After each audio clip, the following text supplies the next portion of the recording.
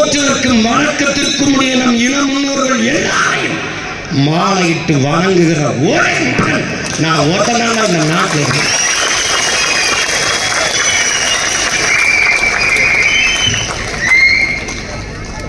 அவனவன் சாதி மதத்துக்கு நிற்கிறான். நான் பிறந்த பெருமை மிக்க தமிழன் என்கிற தேசிய இனத்திற்கு நிற்கிறோமா? நாங்கள் தமிழர்கள் என்ற திமிரு நாய் பேய் நாயெல்லாம் நாட்டாடும் போது மானமும் வீரம் கொண்ட புலி ஆளாதா? இந்த நாட்டை புலி ஆளாதா? இந்த நாட்டை புலி ஆளாதா? நடக்குது 26 எங்கள் வேட்டை.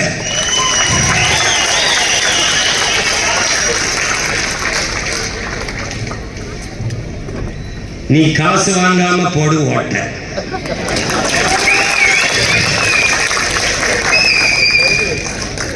ஆனால் ஐயா கருணாநிதி சமாதிக்கு எல்லா சாதியும் கூட்டிட்டு போவோம். அது திராவிடம். ஒவ்வொரு சாதியும் பிரிந்து பிரிந்து தம் இனமுன்னோருக்கு வணக்கம் செலுத்தும் தமிழ் தேசியம். இதான் இது. இப்ப ஒருத்தன் எல்லாரையும் ஒரே மாலையில் ஒரே நாளில் இத்தனை மலர்களையும் கோர்க்கிறான் என்பதில் அவனுக்கு பிரச்சனை இருக்கிறான். ஆனால் அம்பேத்கர் சொல்கிறார், இந்த நிலப்பரப்பிலே துணைக்கண்டத்திலே பெரும் எண்ணிக்கையில் இருக்கிற மக்கள் தாழ்த்தப்பட்ட பிற்படுத்தப்பட்ட மக்கள் தான். 80% மேலான மக்கள் தாழ்த்தப்பட்ட பிற்படுத்தப்பட்ட மக்கள் தான். இந்த மக்கள் இரு சமூக மக்களின் தேவை ஒன்றுதான், வெவ்வேறு இல்லை, ஒன்றுதான். இந்த 2 சமூக மக்கள் ஒன்றிணைந்து நின்றால் இந்த நாட்டு அதிகாரம் அவர்களிடத்தில் தான் இருக்கும்.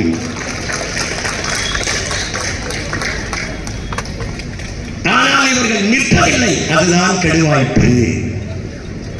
தாழ்த்தப்பட்ட மக்களிடத்திலே தாழ்த்தப்பட்ட மக்களோடு ஒடுக்கப்பட்ட பிற்படுத்தப்பட்ட மக்கள் இணைந்து நின்றால் தாழ்த்தப்பட்ட மக்களின் சமூக நிலை, அவர்களுக்கு ஏற்பட்ட தாழ் நிலை தன் சாதி சமூகத்துக்கும் வந்து விடுமோ என்று அஞ்சி இவர்கள் இணைய மறுக்கிறார்கள். நான் சொல்லல, அறிவாசான அம்பேத்கர் எல்லாம். ஆனால் நீங்கள் செய்ய வேண்டியது என்ன சொல்றாரு? யாரு சொல்றாரு? என்கிட்ட, உங்ககிட்ட, நம்ம முன்னாடி ஒவ்வொருத்தர் என்ன சொல்றாரு?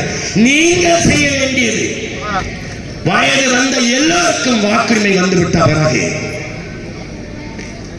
இந்த நாட்டை ஆளுகிற அதிகாரம் அதற்கான வாய்ப்பு அவர்களுக்கு வந்துவிட்ட பிறகு, ஆளுகிற உரிமை அவர்களுக்கு வந்துவிட்ட பிறகு ஒன்றிணைய தயக்கம் ஏன்? நீங்கள் செய்ய வேண்டியது பிற்படுத்தப்பட்ட தாழ்த்தப்பட்ட மக்களை ஒன்றிணைக்க வேண்டியதுதான் என்கிறார். அதைத்தான் உங்கள் பிள்ளைகள் செய்து கொண்டிருக்கிறோம். எங்கே ஆதி தமிழன் விடுதலை இல்லாது மீதி தமிழன் விடுதலை வெல்லாது என்கிறார்.